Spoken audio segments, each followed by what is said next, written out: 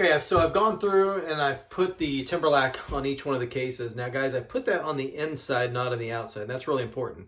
If you put it on the outside, it's just going to burn up. It's not going to do what it needs to do. So you always want to put it on the inside of the case. And what's going to happen, and I'll do this both in the light and the dark so you can kind of see it, but that will change colors. And as soon as it does, man, you get that out of the flame. Ideally, you want to anneal brass, you're going to do from kind of the neck, shoulder area up is where you're going to do it. You want to get it to about 750, 800 degrees. That's the perfect range. Anything less than that doesn't anneal exactly like you would want it to. Anything greater than that, you start to weaken it because you're over annealing it. So it's important that you use the Timberlac so you get that heat indicator and you know exactly when the process is done. So anyways, I'm going to show you kind of here. I'm going to show you the setup that I've got. Now, again, you can go online. There's a bunch of different options out there as to, how you do it. There's a lot of machines that, takes a little bit of money, but I'm sure they work extremely well. This is a cost-effective route that I've used, like I said, for the better part of the last 4 or 5 years, and seems to work out really well. So anyways, I've kind of set this up already, but what you want to do, and if you look in here, you can see inside that brass. You might be able to see it, maybe not, but there's the Timberlac is in there. It's kind of a greenish color, and what will happen is when I put this in here and I heat, and I want to kind of focus on the shoulder neck areas where the flames are going to hit, and I want to be able to line this up so that that's where the flames will touch. So I'm going to go ahead and turn these on.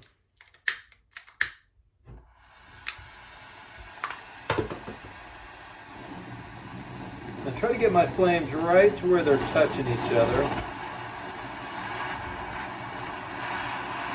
Okay, so you can kind of see that there. I've got a good cross, they're touching each other. Now my goal is, again, I want to be able to put that right there on that shoulder and that neck. I'm just going to dump this and start from this side of the flame. So I'm going to get this lined up. I'll do this both in the light and the dark so you can see this.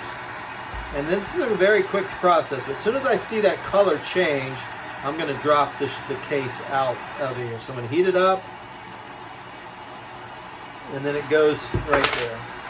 I always put a rag down here just because it's super hot. And that is the process that you go through on annealing. As soon as I see that color change, I drop it. So I'll do this in the dark so you can see it a little bit better. And I think that color change will show up a little bit better.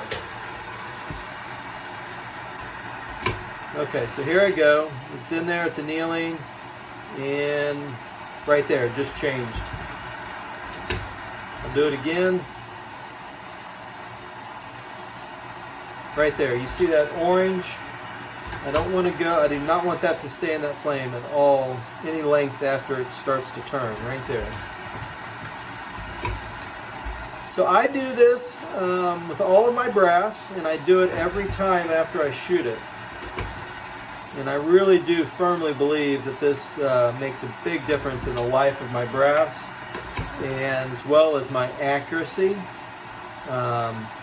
As you can see, it's a pretty quick process, and I'll finish up the rest of this, but those are the steps that I go through for annealing. It's super hot, right? 750 degrees, so I'm going to let it cool down here for a little bit before I even think about touching it. Turn these off.